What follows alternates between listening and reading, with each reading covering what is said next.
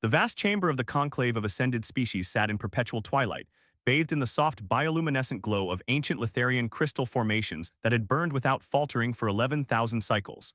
The ceiling stretched upward for nearly 300 meters, a cathedral of living stone that had been grown rather than built, its arches curving with the organic precision of something that had once been a living creature.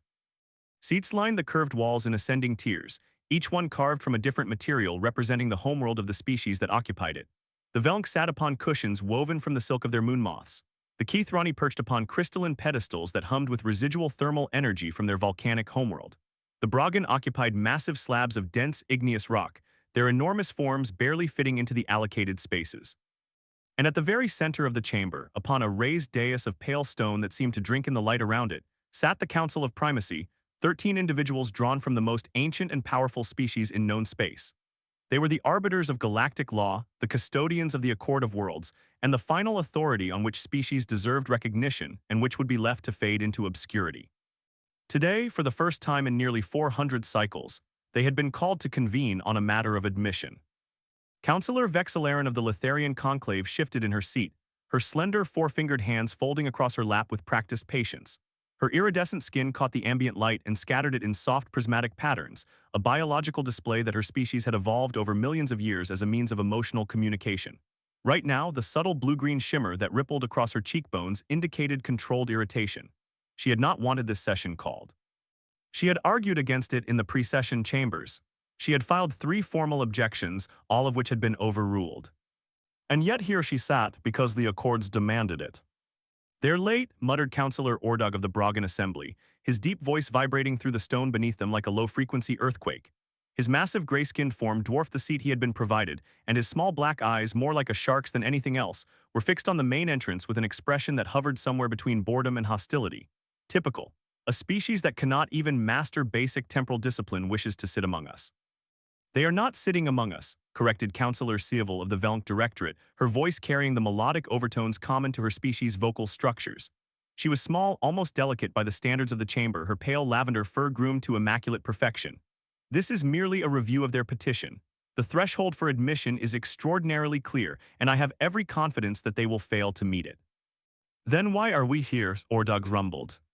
"Because the Accords require a formal review once a petition has been filed and verified," Vexillaren said smoothly, though the blue in her shimmer deepened slightly. "The humans filed their petition 7 cycles ago. The verification bureaus confirmed its authenticity. We are obligated to hear it even if the outcome is inevitable." "The outcome is inevitable because they are infants," said Councillor Thanok of the Keithrani Syndicate, his reptilian features pulling into what passed for a smirk among his kind. His thermal sensing pits flared as he spoke, reading the heat signatures of everyone in the chamber with the casual expertise of a predator. "They achieved faster-than-light travel 200 of their years ago. My species was navigating the stars before their civilization had even discovered agriculture." "There is no need to belabor the point," said the voice of Councillor Ethan, the lone representative of the Solemn Order, being so ancient and so transformed by their own technology that they no longer possessed physical bodies in the traditional sense. Ethan's presence was indicated by a soft golden light that hovered above his designated position on the council, his words transmitted directly into the neural receivers that every seated individual wore. "We are all aware of the humans' relative youth. We are all aware of the statistical improbability of their petition succeeding. Let us conduct this review with the dignity the chamber demands and return to more pressing matters." Vexillaren nodded gratefully in the direction of the golden light, though she knew Ethan could not see the gesture. He was right, of course. This was a formality, nothing more. The Accords laid out 14 criteria for admission to the conclave, and the humans barely met 3. Their technological development was modest, their military capability was negligible by galactic standards, their cultural output was primitive, and their biological development was laughably incomplete. They still died of old age, for the ancestors' sake. They still suffered from diseases that the conclave had eradicated before the Litharians had even developed written language. The petition was absurd on its face. Everyone knew it. The only reason it had reached this chamber at all was because of a technicality in the Accords that prevented the verification bureaus from rejecting a petition out of hand if the filing species had achieved at least one of the 14 criteria. The humans had, by the narrowest possible margin, satisfied the criterion related to demonstrated capacity for interstellar communication and cultural exchange. They had established contact with 2 other spacefaring species, the Torvali and the Miscan, and had maintained continuous diplomatic relations with both for over 50 of their years. It was the thinnest possible reed upon which to hang a petition, but the accords were the accords, and here they all sat. A soft chime echoed through the chamber, and the massive doors at the far end began to cycle open. The gathered representatives, nearly 300 individuals from 47 recognized species, fell into an expectant hush. Several of them leaned forward in their seats. A few activated recording devices. The Broggan contingent shifted as one, their combined mass causing a subtle tremor in the floor. The first thing that entered the chamber was not a person but a sound, the soft, rhythmic clicking of hard-soled footwear against stone. It was an alien sound in this space, where most species either padded silently on soft feet or hovered or glided. The sharp, deliberate cadence of it was almost confrontational in its clarity, a heartbeat of intent that preceded the arrival of its source by nearly 10 seconds. Then the human appeared. She was smaller than most of the beings in the chamber. That was the first thing that registered. She stood upright on two legs, her frame narrow and seemingly fragile compared to the Broggan or even the Keithrani. Her skin was a warm brown tone, and her dark hair was pulled back from her face in a style that was clearly deliberate, meant to convey formality without sacrificing identity. She wore a garment of deep blue that covered her torso and legs, fitted closely enough to suggest design rather than function, and on her chest, pinned above her heart, was a small metal emblem that none of the assembled species recognized. Her eyes swept the chamber as she walked, and Vexillerin found herself caught by them for a brief, unsettling moment. They were dark, nearly black in this light, and they moved with a rapidity that suggested a mind processing enormous amounts of information in very short intervals. There was no fear in them, no awe, no submission. The human looked at the cathedral-like chamber with the same calm appraisal that she might give a conference room on one of her own orbital stations. Behind her walked two more humans, a man and a woman, both dressed similarly, both carrying small devices that Vexillerin recognized as portable data terminals. They took positions behind and to either side of the lead human as she reached the center of the chamber, the designated speaking floor, and stopped. For a long moment there was silence. The human did not speak. She simply stood there, her hands clasped behind her back, her gaze moving slowly across the tiers of seated representatives. It was a bold move or an incredibly naive one. In the protocols of the conclave, the petitioner was expected to begin speaking immediately upon reaching the floor, as a gesture of respect for the council's time. By standing in silence, the human was either demonstrating ignorance of protocol or deliberately choosing to ignore it. Vexillerin suspected the latter. Everything she had read about humans in the intelligence briefings suggested that they were meticulous preparers. They would have studied the protocols exhaustively. If they were deviating from them, it was by choice. Councillor Vexillerin, the golden light of Ethon, murmured directly into her consciousness. As presiding officer of this review, perhaps you should prompt the petitioner to begin. Vexillerin rose from her seat, her iridescent skin flashing a formal amber that signaled the commencement of official proceedings. She looked down at the human from her elevated position, drew herself to her full height, nearly 2 meters, and spoke in the formal lingua of the conclave. You are the designated representative of the species calling itself humanity, filing petition number 77749 Delta for admission to the conclave of ascended species. State your name and your purpose. The human looked up at her. There was nearly 40 meters of vertical distance between them, but the human's gaze did not waver. Then, to Vexillerin's mild surprise, the human responded in the lingua, but with an accent that was noticeable without being difficult to understand. The pronunciation was slightly too crisp, the vowel sounds a fraction too short, but the grammar was flawless. My name is Ambassador Sarah Chen of the United Earth Confederacy. My purpose is to present humanity's petition for admission to this conclave, as required by the Accord of Worlds, Article 12, Section 3. Her voice carried through the chamber with surprising clarity. Vexillerin glanced at the acoustic engineer's station and saw that the human had not activated a translator or an amplification device. She was simply speaking, and her voice was reaching every corner of the 300-meter chamber through raw vocal projection. That was unexpected. The lingua was not designed for the human vocal range. It had been constructed by the Velnk, whose vocal structures could produce frequencies that most species could not replicate. Humans had been assessed by the conclave's linguists as being physically incapable of projecting the lingua at volume without mechanical assistance. And yet here was Sarah Chen doing exactly that.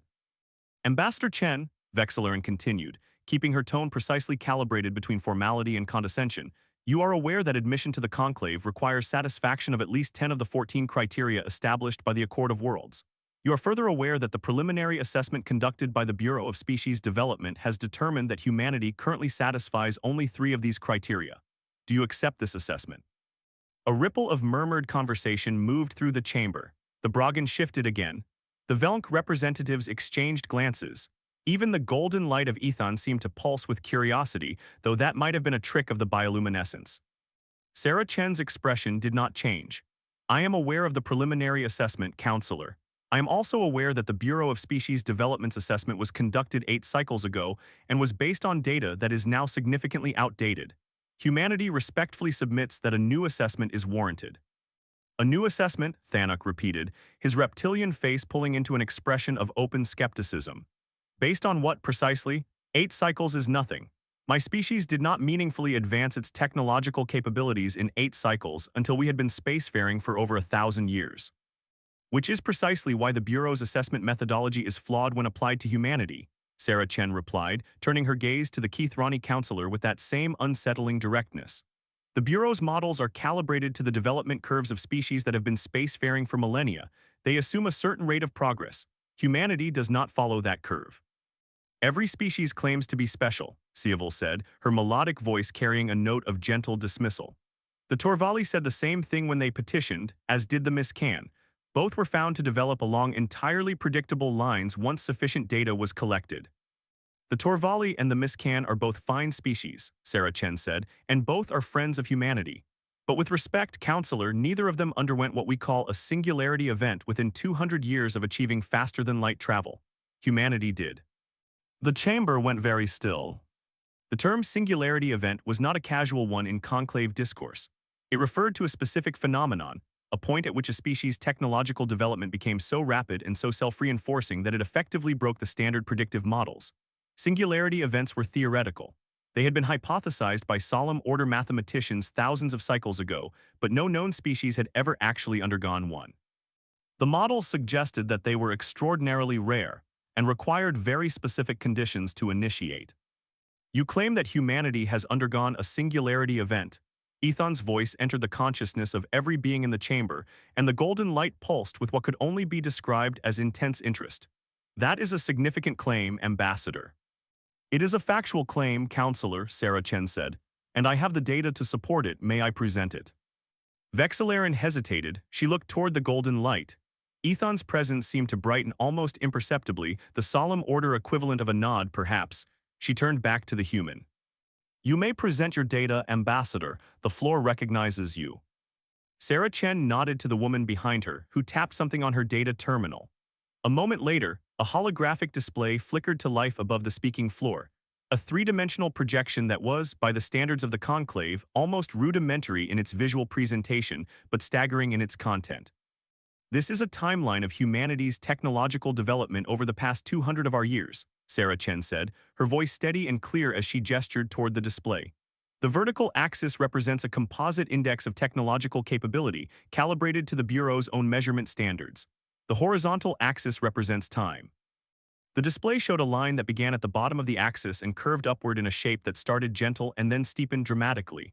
For the first 100 years of the timeline, the line climbed at a modest, almost boring rate consistent with the early development phase that most species experienced. Then, around the 150-year mark, something happened. The line didn't just steepen, it went nearly vertical. As you can see, Sarah Chen continued, the inflection point occurs approximately 50 years ago, corresponding to humanity's development of what we call a coherent artificial general intelligence. Once we achieved AGI, our rate of technological advancement increased by a factor that the Bureau's own models describe as, and I am quoting directly from their classified analysis, functionally incompatible with established predictive frameworks. That is impossible, Thanak said flatly. Artificial general intelligence at your stage of development, you barely had functional computing when you achieved FTL. Nevertheless, we achieved it, Sarah Chen said. The circumstances were unique to humanity's cognitive architecture and our particular approach to information processing. I am not here to explain why it happened. I am here to demonstrate that it did happen and that its consequences are reflected in every metric the conclave uses to evaluate petitioning species. She tapped a control on her own wrist device and the holographic display shifted. Now it showed a series of bar graphs, each one representing one of the 14 criteria. Red bars indicated the Bureau's assessment from 8 cycles ago. Blue bars indicated updated figures. The difference was staggering. 3 criteria that had been marked as not satisfied were now blue. 2 that had been marked as partially satisfied were now fully blue. And 3 more that had been marked as not satisfied now showed blue bars that were just slightly below the threshold line. By our current assessment, humanity now satisfies 9 of the 14 criteria, Sarah Chen said. We are one criterion short of the threshold for admission. And based on our projected development over the next 12 months, we expect to satisfy the 10th criterion, relating to demonstrated capacity for large-scale ecological restoration, within that timeframe. The silence that followed was not the respectful silence of consideration. It was the stunned silence of beings who were confronting something that did not fit into their understanding of how the universe worked. Vexillaren felt her skin shifting through colors she could not control, shocks of red and white intermingling with the formal amber she had been trying to maintain. She forced herself back to amber through sheer willpower, but the effort was significant. This is a significant update, she managed. The Council will need time to review these figures. Of course, Sarah Chen said. However, I should note that these figures have been independently verified by both the Torvali Academy of Sciences and the Miss Can Institute for Xenological Research. Their reports are included in the data packet that has been transmitted to your terminals. Vexillaren glanced down at her own terminal and saw indeed that a substantial data file had arrived. She had not noticed the transmission, which meant it had been sent during the human's opening remarks, while everyone was distracted by the spectacle of her standing in silence. Clever, very clever. The Council recognizes the update, Vexillaren said, reasserting control of her voice. However, updated criteria or not, 9 out of 14 remains below the threshold. The petition would still be denied. On its current merits, yes, Sarah Chen agreed. But I did not come here today solely to present updated criteria scores. I came here because the Conclave is about to face a crisis that it does not yet know exists, and humanity is uniquely positioned to assist in addressing it. I am requesting that the Council grant humanity provisional admission status under Article 12, Section 7, the Emergency Provisions. The chamber erupted. 47 species, 300 representatives, and 13 councillors all reacted at once. The Brogans slammed their massive fists against their stone seats, producing a thunderous crash that resonated through the building's foundations. The Velnk chattered among themselves in their rapid, high-frequency native tongue.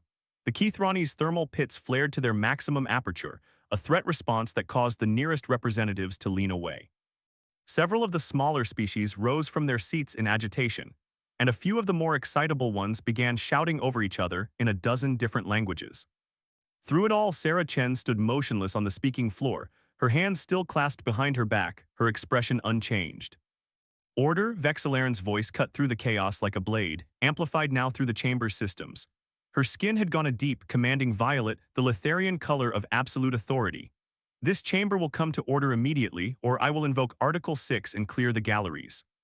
The noise died in stages, species by species, until silence once again held sway, but the tension in the air had changed. It was no longer boredom and condescension. It was something sharper. You invoked the emergency provisions, Ethan said, and for the first time since Vexillaren had served on the council, the Golden Light's voice carried an undertone of something other than serene detachment. It was concern. The emergency provisions of Article 12 have not been invoked in over 6,000 cycles, Ambassador. They require demonstrable evidence of an existential threat to the Conclave or its member species. What threat are you referring to?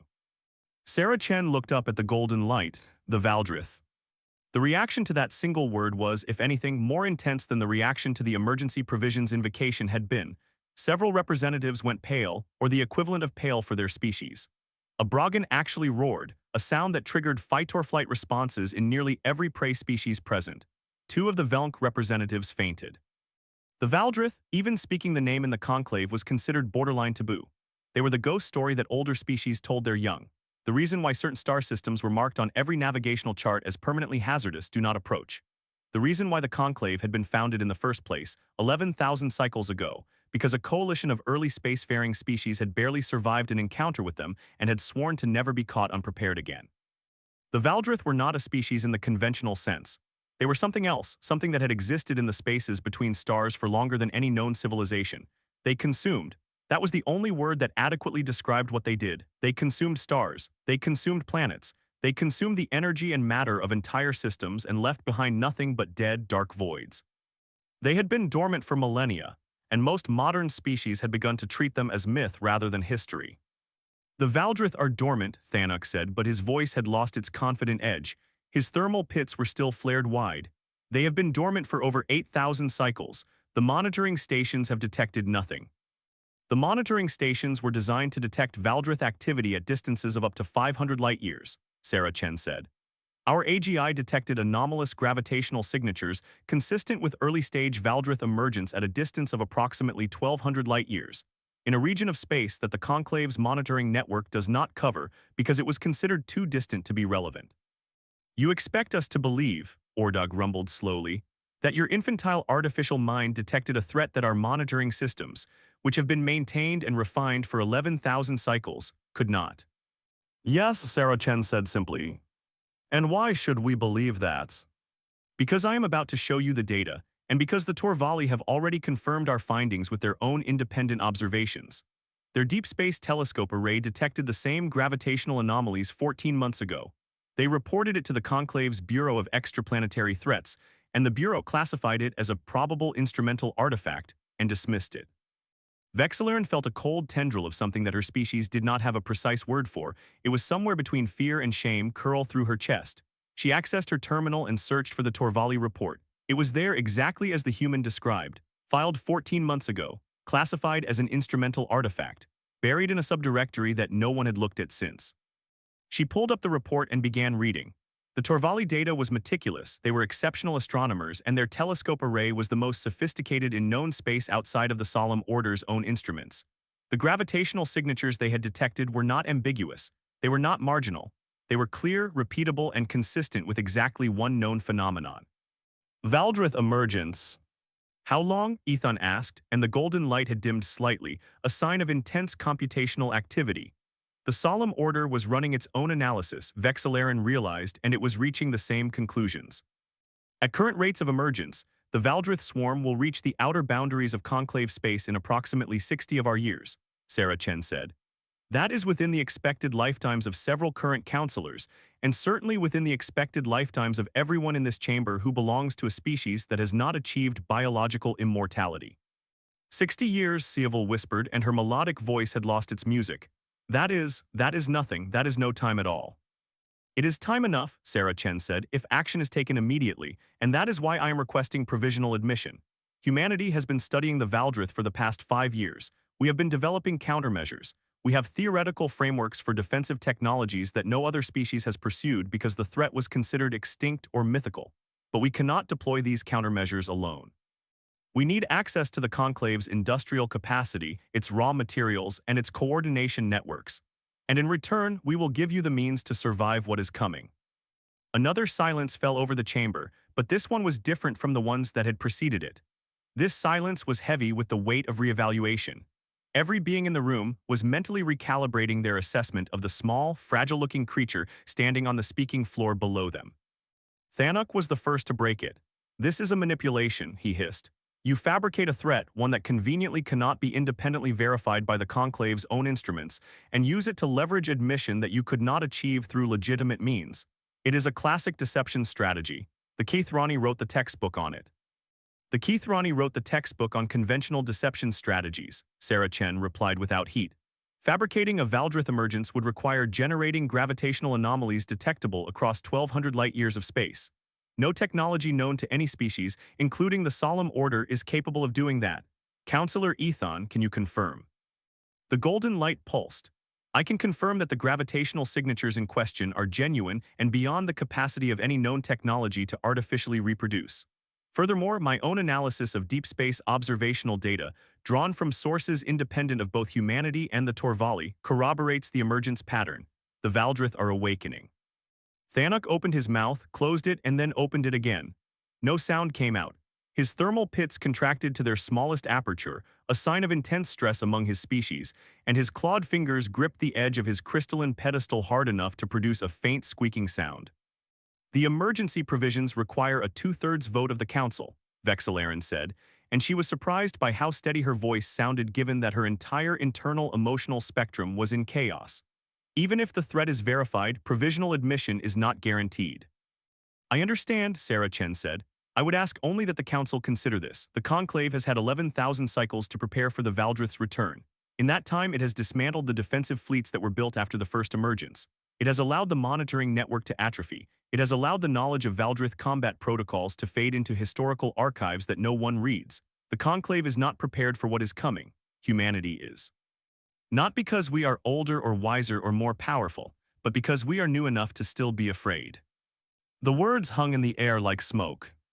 Vexillaren looked around the chamber. She saw fear on the faces, or the equivalents of faces of representatives from dozens of species. She saw confusion and denial and anger. But she also saw something else, something that she had not expected to see in this chamber directed at a human. She saw respect. It was small, barely perceptible, hidden beneath layers of pride and prejudice and institutional inertia. But it was there. In the way the Velnk representatives had stopped chattering and were now listening with genuine attentiveness. In the way the Broggan had stopped roaring and were now watching Sarah Chen with the focused intensity of beings who recognized a worthy opponent. Even in the way Thanok's thermal pits had begun to slowly dilate again, not to full relaxation, but to something closer to wary acknowledgement. The council will deliberate, Vexillaren said. Ambassador Chen, you will remain available for questioning. This session is recessed for. Counselor, Sarah Chen interrupted, and the audacity of it sent a shock through the chamber like an electric current. No petitioner had ever interrupted a presiding counselor during a formal session. It simply was not done. But Sarah Chen was not finished. With respect, counselor, there is one more piece of information that the council needs before it deliberates. It relates to why humanity's development curve diverged so sharply from the models, and it is relevant to the Valdrith threat in a way that I believe the council needs to understand. Vexillaren's skin flared redoran, the Letharian equivalent of a sharp warning, but she stopped herself from silencing the human. Something in Sarah Chen's voice had changed. It was no longer the measured, diplomatic tone of a petitioner making a formal argument. It was the tone of someone who was about to say something that mattered more than protocol. You have 30 seconds, Vexillaren said. Humans are adaptive in ways that your models do not account for because your models were designed by species that evolved in stable environments, Sarah Chen said, speaking quickly but clearly. Earth, our homeworld, is one of the most ecologically volatile planets in known space. We evolved on a world where the climate shifts dramatically on timescales that would be considered instantaneous by most species standards. Our planet has experienced 5 mass extinction events in its history. We are the product of a world that constantly tries to kill everything on it, and we survived by becoming the most adaptable species it had ever produced. She paused and her dark eyes swept the chamber one final time. The Valdrith are a threat unlike anything the Conclave has faced in recorded memory. They will not be countered by static defenses or predictable strategies. They will require constant adaptation, rapid innovation, and the willingness to sacrifice established paradigms in favor of new ones. Every species in this conclave is older, stronger, and more technologically advanced than humanity in absolute terms. But humanity is better at adapting to the unknown than any species you have ever encountered. We have been doing it since before we learned to make fire. She clasped her hands in front of her now, a gesture that, in human body language, Vexillaren knew signaled the conclusion of a statement. We are not asking for admission because we think we deserve a seat at your table. We are asking for admission because you need what we have, and we cannot give it to you from outside. The Valdrith are coming, and when they arrive, the question will not be whether humanity deserves to be here. The question will be whether this conclave deserves to survive. Sarah Chen fell silent. The chamber was so quiet that Vexillaren could hear the soft, rhythmic pulse of the Letharian crystals in the walls. She could hear the breathing of the nearest representatives. She could hear the faint, almost inaudible hum of the golden light that was Counselor Ethan, processing data at speeds that made the fastest conclave computers look like counting stones. Vexillaren sat down.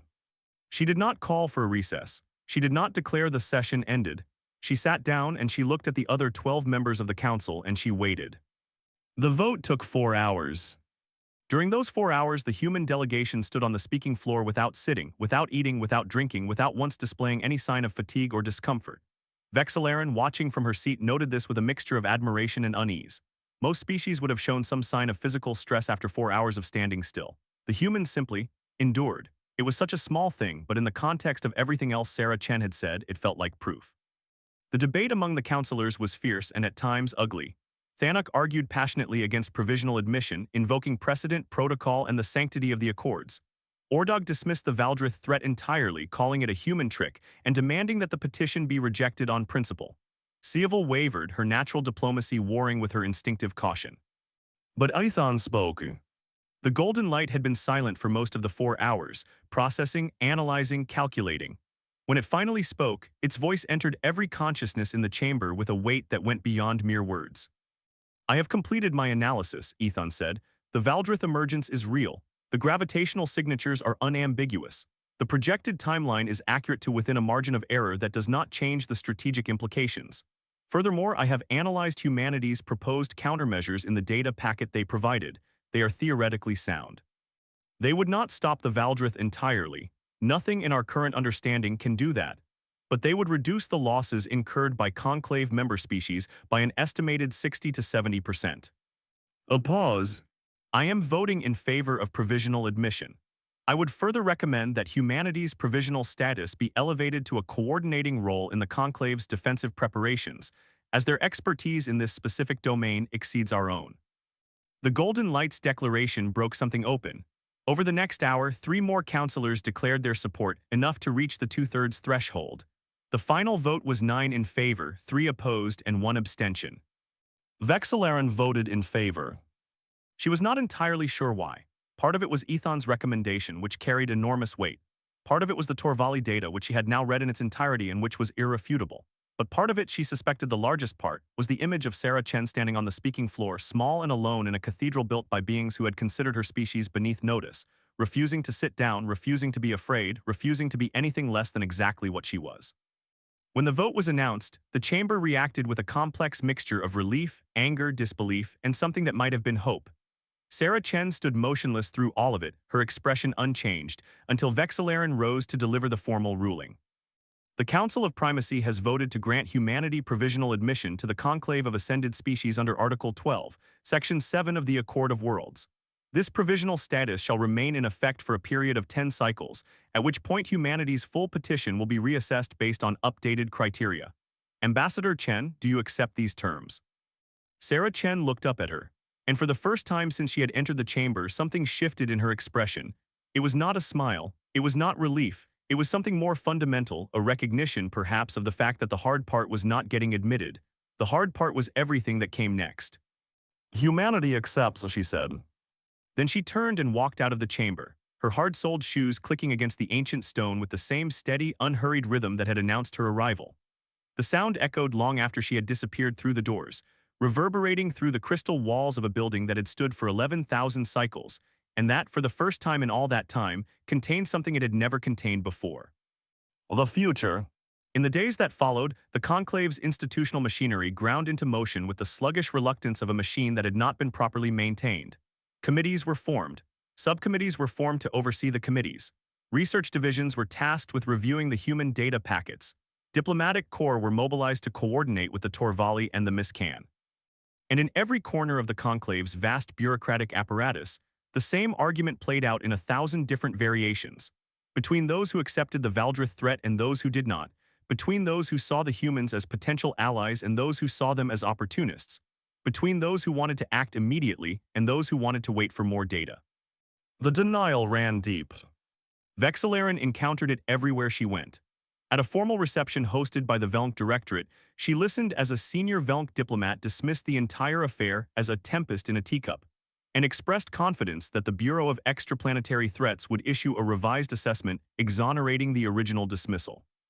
At a security briefing convened by the Keith Ronnie Syndicate, she watched as Thanok's military advisors presented a detailed analysis arguing that the gravitational anomalies could be explained by a previously undetected dark matter filament, and that the Valdrith hypothesis was statistically unwarranted. At a casual gathering of counselors in one of the Conclave's private lounges, she heard Ordog laugh, a deep rumbling sound that made the furniture vibrate, and say, "In 60 years, we will all look back on this and laugh at how easily we were fooled by a species that still dies of old age." The most organized resistance, however, came from an unexpected quarter. The Preserve, a faction within the Conclave that advocated for the maintenance of existing power structures and the exclusion of underdeveloped species, mounted a formal legal challenge to the Council's vote, arguing that the emergency provisions had been improperly invoked because the Valdrith threat had not been verified through approved channels. The challenge was filed with the Conclave's judicial arbiter, a Velnc named Tolist who is widely regarded as the most meticulous legal mind in known space. The challenge created a paradoxical situation. While the Conclave's defensive preparations were theoretically underway, they were hamstrung by the legal uncertainty. Resources could not be formally allocated to the Human Coordinated Defense Initiative until the judicial review was complete, personnel could not be reassigned, research could not be prioritized, and the Valdrith kept waking up. Sarah Chen did not wait for the bureaucracy to sort itself out. Within a week of the council's vote, the human delegation had established a temporary headquarters in one of the conclave's auxiliary buildings, a modest structure by the standards of the main chamber, but still larger than anything the humans had built on their own worlds.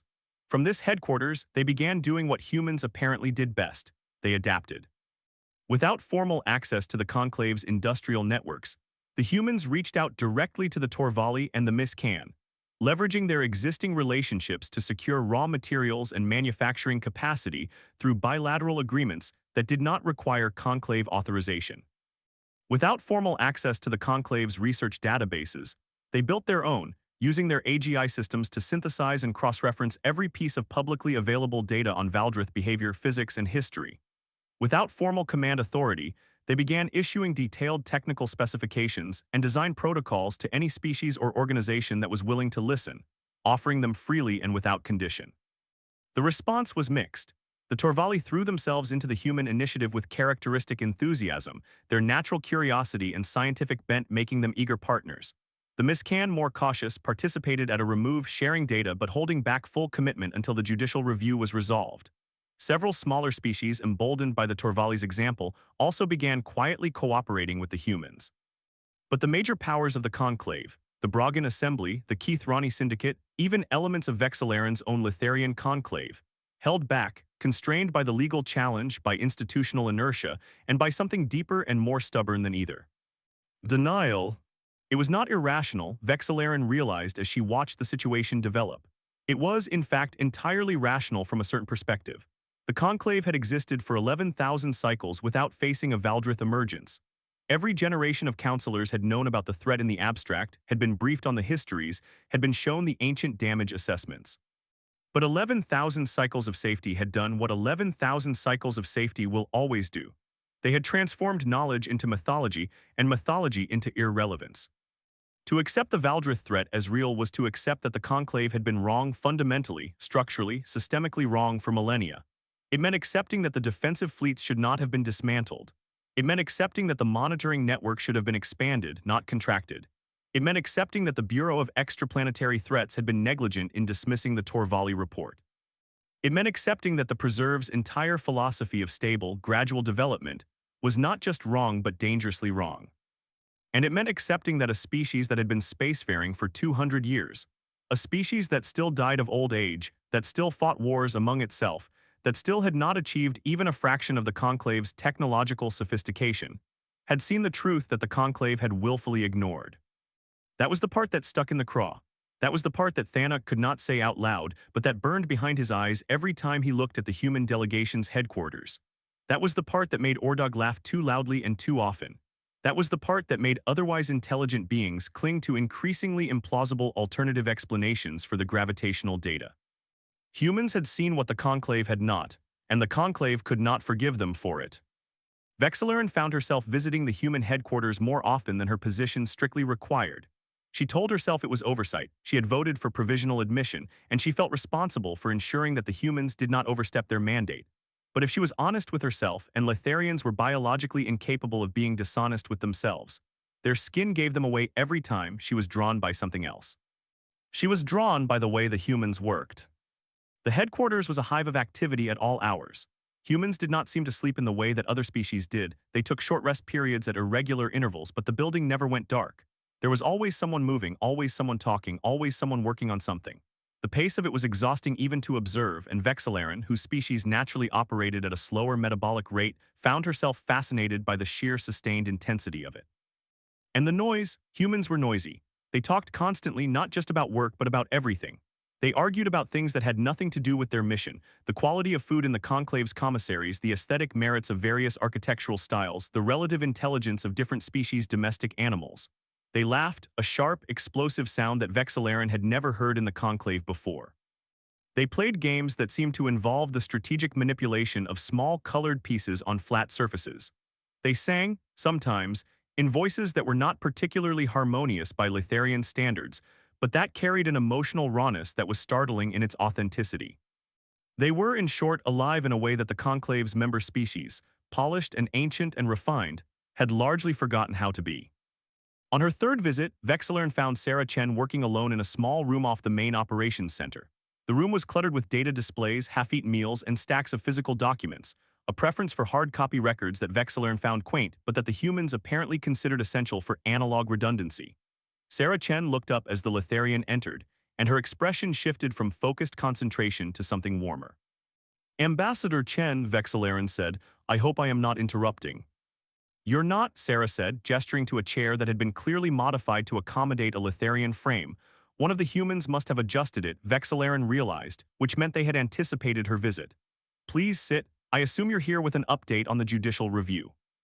The review has been delayed again, Vexilern said, settling into the chair and feeling her skin shift to a muted green frustration. The Preserve has submitted additional evidence that Tollist has agreed to review. It will be at least another 2 cycles before a ruling is issued. Sarah nodded slowly. We expected that. The legal challenge was never really about the law. It's about buying time for the denial to solidify into something that feels like a reasoned position. That is a cynical assessment. It's an accurate one. I've studied your conclave's political dynamics extensively, Counselor. The Preserve doesn't actually believe the Valdrith aren't real. They believe that admitting the Valdrith are real is more dangerous than the Valdrith themselves because it would validate everything they've spent millennia arguing against: rapid development, emergency preparedness, proactive defense. If the humans are right about this, then the Preserve's entire worldview collapses. They will do anything to prevent that from happening. Vexilern was silent for a long moment. Her skin shifted through several colors before settling on a pale gray thoughtfulness. Does it bother you, she asked? The denial, the resistance, the fact that you are trying to save the lives of beings who actively dismiss you. Sarah considered the question with visible seriousness. It bothers me when it slows down the work, she said finally. The personal stuff, the condescension, the laughter, the legal maneuvering, that's just noise. Humans have been dealing with that kind of thing from each other for our entire history. We're very good at ignoring it when there's something important to do. But Sarah looked at her and something in those dark eyes flickered, a depth of feeling that Vexilern had not seen before. But there are moments when it's hard not to take it personally, not because of pride, because of what's at stake. Every cycle that the Conclave spends arguing about whether the threat is real is a cycle that we don't spend preparing for it. And the cost of that delay won't be paid by the counselors or the bureaucrats or the Preserve's lawyers. It'll be paid by the billions of beings on the outer colonies who won't have time to evacuate when the Valdrith reach their systems. Her voice had not risen, her expression had not changed, but the weight of what she was saying filled the small room like a physical presence. I keep thinking about something that happened early in our spacefaring history, Sarah continued. There was a disaster on one of our first interplanetary missions, a failure of a life support system that everyone had insisted was safe.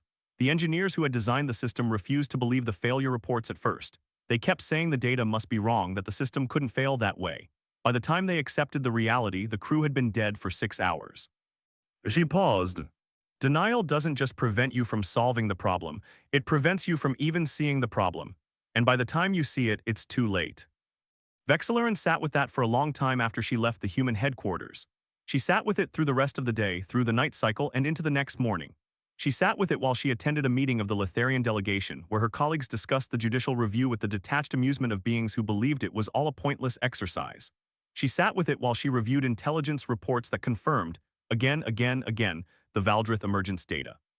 She sat with it while her skin cycled through colors she did not consciously choose, reflecting a turmoil that she could not suppress and that her colleagues politely pretended not to notice. And then, on the morning of the 4th day after her conversation with Sarah Chen, she did something that no Litharian counselor had done in over 1,000 cycles. She went to the floor of the conclave chamber and requested to speak. The chamber was nearly empty. A minor administrative session was in progress, attended by a skeleton crew of junior representatives who handled routine matters when the full conclave was not in session. But the session was being recorded and transmitted to every terminal in the conclave, and Vexilern knew that. She had chosen this moment deliberately. Counselor Vexilern, the presiding administrator said, surprise evident in his voice. The floor recognizes you. Vexilern stood. The chamber was vast and mostly empty, and her voice echoed in the space like a single voice in a cathedral. She felt small. She felt exposed. She felt the weight of 11,000 cycles of institutional gravity pressing down on her. And she spoke. I am speaking today not as a counselor of the Litharian conclave, though I hold that role, and not as a member of the Council of Primacy, though I hold that role as well, she said. I am speaking as a single being who has looked at the available evidence and reached a conclusion that I find impossible to ignore. She paused, gathering herself. Her skin had gone a deep, steady blue, the Litharian color of conviction. The Valdrith are real, they are waking, they are coming. These are not opinions. They are facts verified by multiple independent sources, including the Solemn Order, whose analytical capabilities no being in this conclave has ever questioned. The judicial review of the Preserve's legal challenge will eventually reach the same conclusion, because the data does not change based on how many lawyers argue about it. Another pause. The junior representatives in the chamber had stopped their administrative work and were staring at her. But the judicial review, whenever it concludes, will not be the end of this matter. Even if the challenge is dismissed and humanity's provisional admission is upheld, the denial will not end. It will simply find new forms, new arguments, new ways to postpone action. Because the denial is not about the data. The denial is about us, about who we have allowed ourselves to become. Her voice strengthened, the blue in her skin deepened. We have been safe for 11,000 cycles. We have used that safety to build something extraordinary, a civilization that spans hundreds of star systems, that encompasses dozens of species, that has achieved wonders of art and science and philosophy that our ancestors could not have imagined. But we have also used that safety to become complacent. We have allowed our defensive capabilities to decay. We have allowed our threat assessment processes to become bureaucratic exercises rather than genuine safeguards. We have allowed the memory of the Valdrith to fade from active knowledge to historical curiosity to irrelevant myth. She looked directly into the recording array, knowing that her words were being transmitted to every corner of conclave space. And now a species that has been spacefaring for 200 years, a species that we have dismissed as primitive, as infantile, as beneath our notice, has come to us and told us the truth that we refuse to see for ourselves. And instead of gratitude, instead of urgency, instead of the recognition that we are being offered a second chance that we do not deserve, we have responded with legal challenges and political maneuvering and insults. Her skin flashed white, the color of raw, unfiltered emotion among Litharians. I have spent the last several days watching the human delegation work. I have watched them operate at a pace that would exhaust any of our species. I have watched them share their research freely with anyone who would accept it. I have watched them endure condescension and dismissal and outright hostility without retaliating, without complaining, without stopping. I have watched them do all of this while carrying the knowledge that the beings they are trying to save do not want to be saved by them. She took a breath. They are not asking for our admiration. They are not asking for our respect. They are asking for our cooperation because the alternative is extinction, not for them alone but for all of us.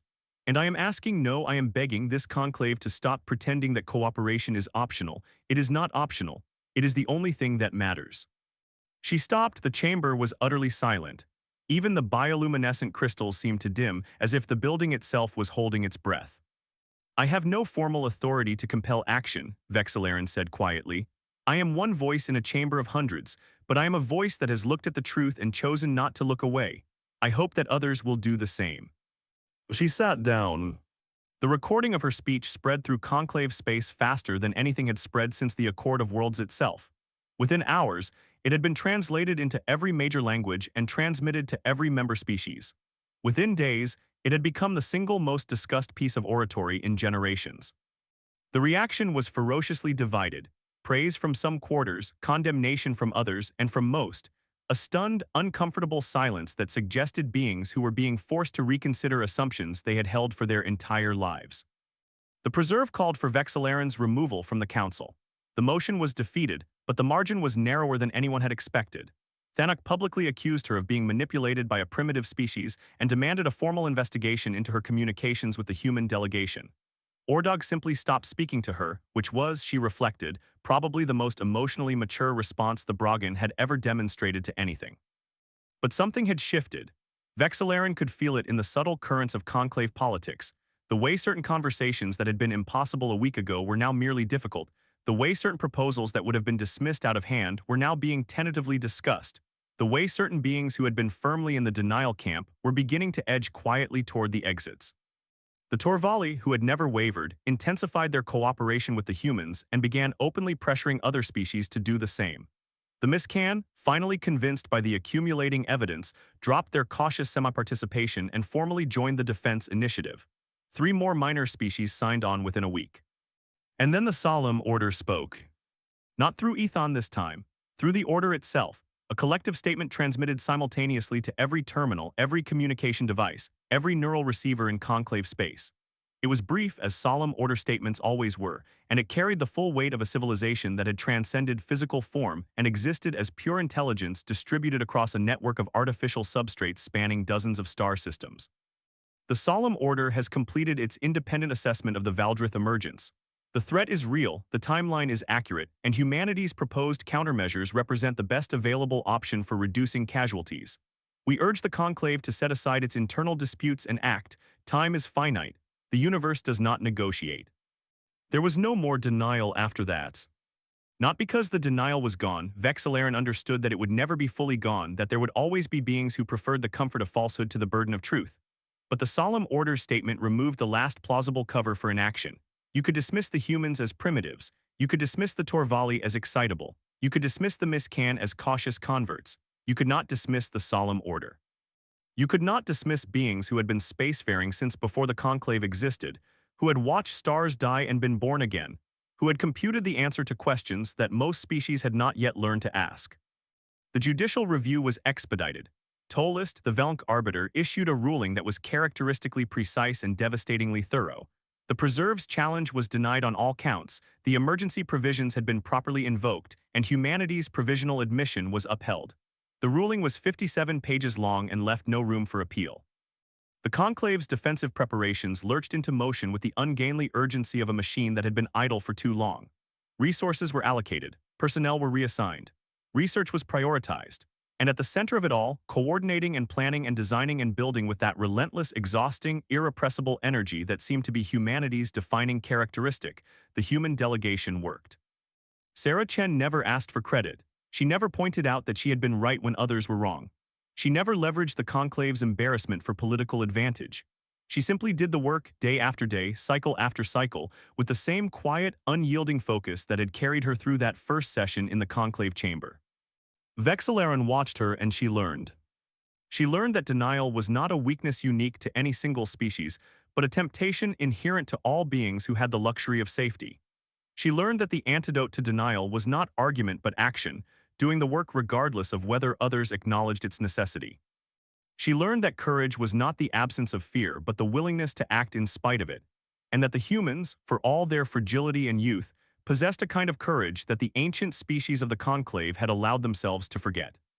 60 years was not a long time by the standards of the Conclave. It was barely a breath in the life of a Litharian, a fraction of an eyeblink in the existence of the Solemn Order, but it was long enough. Long enough for the human-designed defensive networks to be built across the outer boundaries of Conclave space. Long enough for the countermeasure protocols to be tested and refined and deployed. Long enough for the species of the Conclave to learn, slowly and painfully, and with much grumbling, to work alongside a species that was very different from themselves, but that shared their fundamental desire to survive. When the Valdrith arrived, they found not the unprepared, complacent civilization they had expected but a coalition. Fractured and imperfect Chinese letter written and deeply flawed but functional, that had been forged in the crucible of a denial broken just in time. The war was terrible. The Valdrith were everything the ancient histories had described and worse. Systems fell. Billions died. The human countermeasures reduced the losses but could not prevent them entirely, because nothing could prevent them entirely, because the Valdrith were a force of nature rather than an enemy that could be reasoned with or defeated in the traditional sense. But the coalition held. It held because of the defensive networks. It held because of the countermeasures. It held because the humans who had been dismissed and derided and denied had done the work anyway. And when it was over, when the Valdrith swarm had been driven back into the spaces between stars at a cost that every species would carry for generations, the conclave of ascended species convened in its ancient chamber for the first time since the war's end. The chamber had been damaged during the conflict. One of the Litharian crystal formations had cracked, and its light flickered intermittently rather than burning with its former steady glow. Several of the seats had been destroyed and replaced with temporary substitutes. The dais at the center bore a scar where something, no one was entirely sure what, had struck it during the battle for the conclave's home system. But the chamber stood, as the conclave stood, as they all stood because of a species that had refused to be denied. Vexillaren rose from her seat, her real seat, repaired now, the original one that had been in her family for generations, and looked down at the speaking floor. Sarah Chen stood there, older now, her dark hair streaked with gray, her face lined with the weight of years and responsibility and loss. But her eyes were the same dark, direct, unafraid. Ambassador Chen, Vexillaren said, her voice carrying through the damaged chamber with the same clarity it had carried on the day of the first petition. The Council of Primacy has completed its reassessment of humanity's petition for admission to the Conclave of Ascended Species, as required by the terms of your provisional status.